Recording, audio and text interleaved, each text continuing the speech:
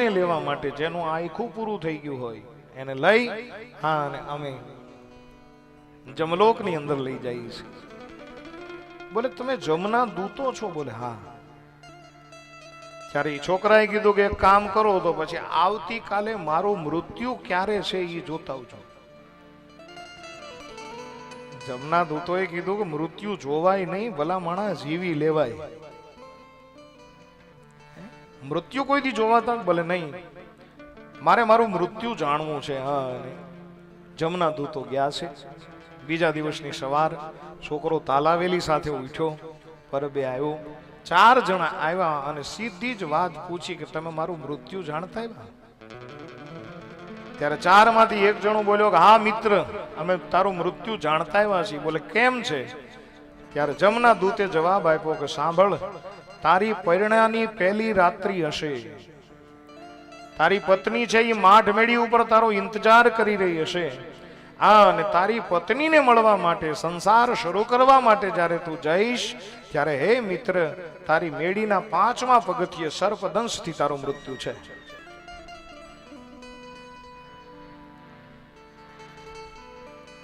આટલી વાત કરી ત્યાં એક જણો 4 માંથી એક રડવા લાગ્યો. પૂછ્યું કે ભાઈ તું શા માટે રડે છે? ત્યારે જમના દૂતે જવાબ આપ્યો કે મને રડવું એટલા માટે આવે છે કે તું ઘણા સમયથી મને પાણી પાછો, પણ સર્પદંશથી જે તારું મૃત્યુ છે એ સર્પ મારે બનવાનું છે.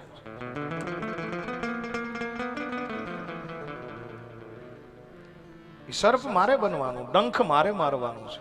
મને રડવું એટલા માટે આવે છે. મિત્રે ખંભે હાથ રાખી અને વાણિયાના દીકરાએ કીધું કે વિધાતાના લેખમાં મેખ ન મારી શકાય. હે મિત્ર, એટલી બધી ચિંતા ન કર, જે થવાનું હશે તે થશે જ. પણ વાણિયાના દીકરાએ મનમાં ગાંઠ વાળી લીધી કે હું લગ્ન કરું તો મરું, લગ્ન કરું તો પેલી રાત આવે ને. હા, અને દીકરો ધીમે ધીમે ધીમે ધીમે મોટો થાય છે. વર્ષોના વાણા વાઈ ગયા. હા, અને હવે તો માં છે એ પણ વૃદ્ધ બની અને બુઢી માં કહે છે કે ભાઈ હવે હું કામ નથી કરી શકતી, તું લગ્ન કરી લે. પણ જ્યાં લગ્નની વાત આવે એટલે ના પાડે. દીકરો કહે છે કે મારે લગ્ન નથી કરવા. અને પછી તો સમાજના માણસોને ખબર પડવા લાગી. અને શહેરના જે શ્રેષ્ઠી માણસો હતા એ આવી અને દીકરાને કહે છે કે દીકરા, તારે લગ્ન કરવા પડશે. અને સાહેબ મોટા માણસોનું થોડુંક દબાવ, અને આજ છોકરાએ હા પાડી કે હા હું લગ્ન કરીશ. પણ એ દીકરાના મનમાં ફડકો છે કે લગ્ન કરીશ તો હવે મારું મૃત્યુ નજીક છે. સારા એવા સંસ્કારી પરિવારની અંદર એક દીકરીને જોઈ ઘડિયા લગ્ન લેવાના છે. સાજન માજનના સથવારે આજ દીકરો પરણી અને ઘરે તો આવ્યો, પણ આજ દીકરાના મનમાં ફાળ છે કે આજની રાત્રિ મારી છેલ્લી રાત્રિ છે, હવે હું જીવવાનું નથી.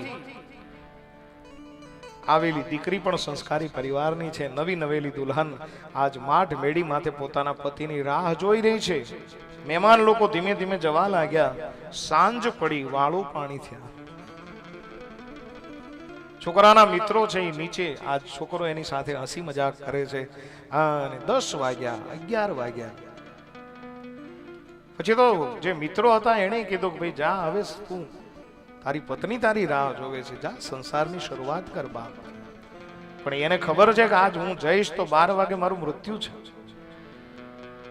છોકરો જતો નથી. મિત્રને એમ કહે છે કે થોડીક સુવાણ કરો ને, થોડીક વાર મજાક મસ્તી કરો ને. પણ પછી તો ધક્કા મારી મારીને કીધું કે જા ભાઈ, હવે અમે અમારા ઘરે જઈએ. અને આ બાજુ છોકરો મેડીનું એક પગથિયું ચડ્યું, બીજું, ત્રીજું, ચોથું પગથિયું ચડ્યો. હા, અને સાહેબ ફણીધર બહાર નીકળ્યો. એક હુંડલા જેવડી ફેણ છે, કાળોતરો નાગ છે. જોઈ અને વાણિયાનો દીકરો હસ્યો છે કે મિત્ર આવી ગયો. બોલે હા.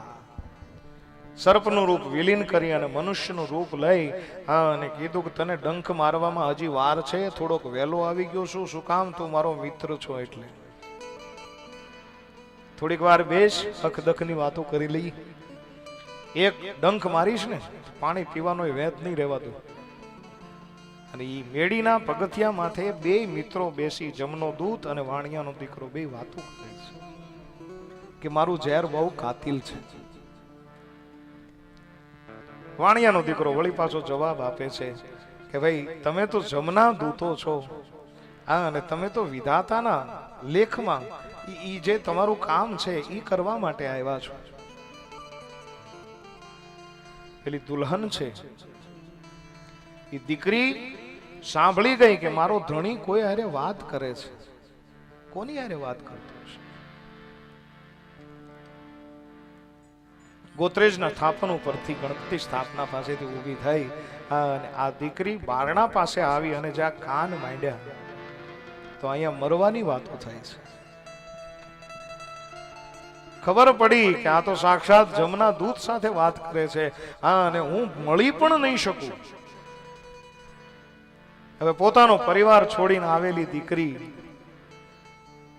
અહીંયા અજાણી છે, પોતાનો પતિ મળી નહીં શકે અને મૃત્યુની મરણની વાત થાય છે, હા, અને આજ આ નાની અમથી દીકરી આજ ફસડાય અને જમીન ઉપર પડી ગઈ છે. અર્થ બેભાન અવસ્થાની અંદર પોતે પડી છે, ઊભી થઈ શકવાની તાકાત નથી.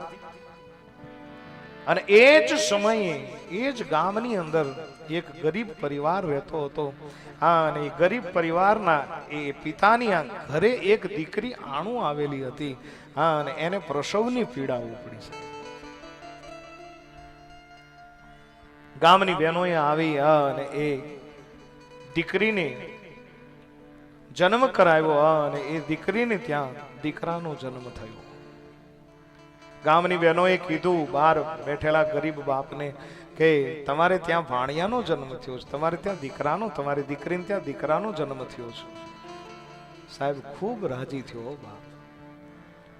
બહેનો તો ત્યાંથી ઘરે નીકળી ગઈ, પણ રાત્રિના સમયે એ દીકરીએ પોતાના પિતાને ઝૂંપડીની બહાર બેઠેલા બાપને કીધું કે પિતાજી, બોલે હા, ઘરની અંદર કઈ ખાવાનું છે? ગરીબ બાપની આંખમાં આહુડા આવી ગયા. દીકરી, તું આણું આવી હતી, તારો સમય થઈ ગયો તો એટલે હું ક્યાંય દાડીએ જાતો નથી, હું ક્યાંય કામે જાતો નથી, હા, અને એના લીધે ઘરની અંદર અન્નનો દાણો નથી, હું તને ખાવા માટે શું આપું? ત્યારે એ દીકરીએ જવાબ આપ્યો કે જો મને જમવાનું નહીં મળે ને, કેમ કે મને પ્રસવની પીડા ઉપડી છે, દીકરાના જન્મ પછી ભોજન જરૂરી છે, મારે કઈ ખાવું તો જોશે, પણ બોલે ઘરમાં કાંઈ નથી, હું તને શું આપું બેટા? અને એ દીકરીની ભૂખ જ્યારે રહી શકી નહીં ત્યારે એ દીકરી કીધું કે જો પિતાજી હવે મને નહીં મળે તો મારા છોકરાને ભરખી જઈશું. અને દીકરીનો બાપ અધીરો બની ગયો અને કીધું કે બેટા થોડીક વાર કેમ, અંધારી રાત્રિની અંદર બધા સૂતા હોય, પણ હું ગામની અંદર જઈને જોઈ આવું, જો કોક જાગતું હશે તો ટુકડો લઈ અને હું તને ખવડાવું. આજ દીકરીનો બાપ દોડતો દોડતો જાય છે. અંધારી રાત્રિ 12 વાગ્યાનો સુમાર, અને आज ये बूमो पड़तो जाए, चमड़े की भट्टी में आग लगी है कोई बुझाने वाला? मारी दीकरी ने त्या दीकरानो जन्म थयो छे, एने भूख लागी छे, कोई टुकड़ो आपो, कोई रोटलो आपो. आम बूमो पड़ता बापा अंधारी रात्रिनी अंदर कोण जागतुं होय? पण ए गरीब बाप धीमे धीमे धीमे ज्यां माठ मेड़ी पासेथी पसार थयो, ए वणिकनी मेड़ी पासेथी पसार थयो, અને ઘટના એ ઘટી. આ વાત સાંભળી કે મારી દીકરી ભૂખી છે, મારે એને કંઈક ખાવાનું આપવું છે.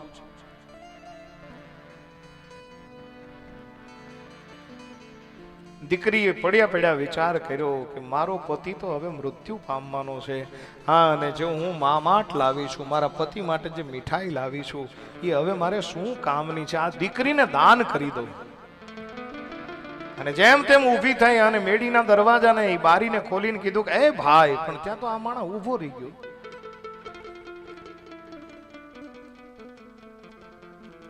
મેડીમાંથી દીકરીને જોઈ અને સીધું જ બાપે કીધું કે શેઠાણી થોડુંક ખાવાનું આપો, કોઈ અત્યારે જાગતું નથી, મારી દીકરી અત્યારે ભૂખથી પીડિત, થોડુંક જમવાનું આપો. ત્યારે કીધું શાંતિ રાખ બાપ, આપું છું.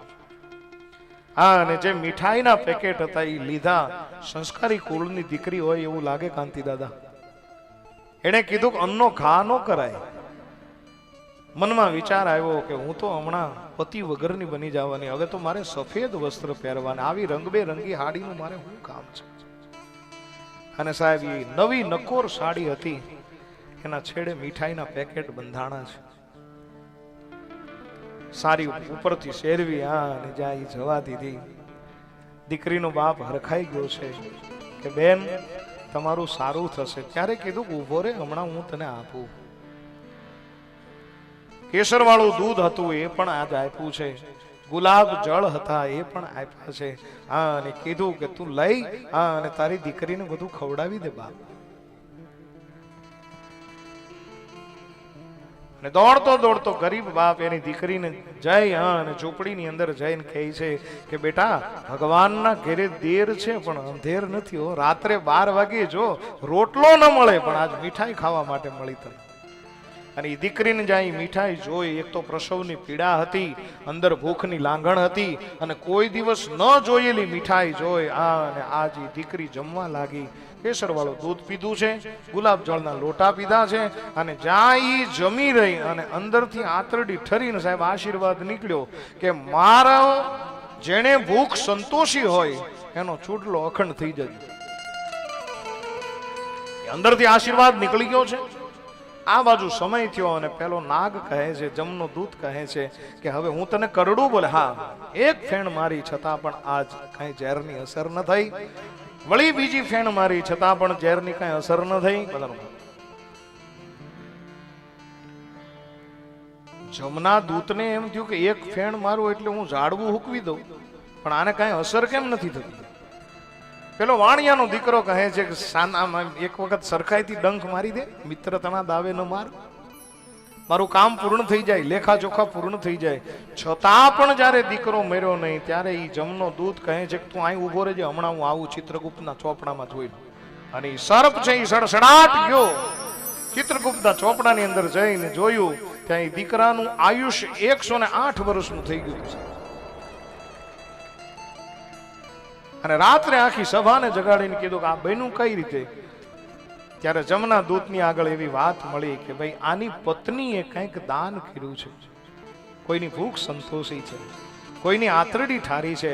હા, અને એની આંતરડી ઠરી અને જે અંદરના આશીર્વાદ મળ્યા એના આશીર્વાદ સ્વરૂપ એનું આયુષ્ય 108 વર્ષનું થઈ ગયું છે. જમનો દૂત પાછો આવ્યો. હા, અને મિત્રતાના ખંભે હાથ રાખીને કીધું કે બેટા હવે હું તને ન મારી શકું. બોલે કેમ? બોલે તારી પત્નીએ કોઈને દાન કરી દીધું છે, હા, અને એની આંતરડી ઠરી ગઈ છે, કોઈના આશીર્વાદનું કવચ તને પ્રાપ્ત થઈ ગયું છે. મેરે ભાઈ બહેન, તમે થોડામાંથી થોડું પણ જો કરો ને તો આશીર્વાદનું કવચ તમારી આજુબાજુ બની જતું હોય છે. અને એ આશીર્વાદનું કવચ વિધાતાના લેખમાં મેખ મારી શકે છે. કર્મ કોઈને છોડતું નથી બાપ. કર્મ તો આપણે ભોગવવાના જ રહી છે. પણ ક્યારેક ક્યારેક તમે જો ક્યાંક એવા એક્સિડન્ટ બને તો આપણે એમ કહી કે આ વ્હીલના જોટામાંથી નીકળી ગયો, હા, અને તોય આને કાંઈ થયું નહીં, અમારા ગઢિયાના ફૂન આડા આવ્યા. આ શું છે? આશીર્વાદનું કવચ છે બાપ. ક્યારેક કોક દી ક્યાંક આપ્યું હોય, ક્યારેક કોઈની આંતરડી ઠારી હોય, ક્યારેક કોઈ દાન પુણ્ય કર્યું હોય તો આશીર્વાદનું કવચ બની જતું હોય છે. વિધાતાના લેખની અંદર મેખ મારી દેતા હોય છે. આજ કથા જ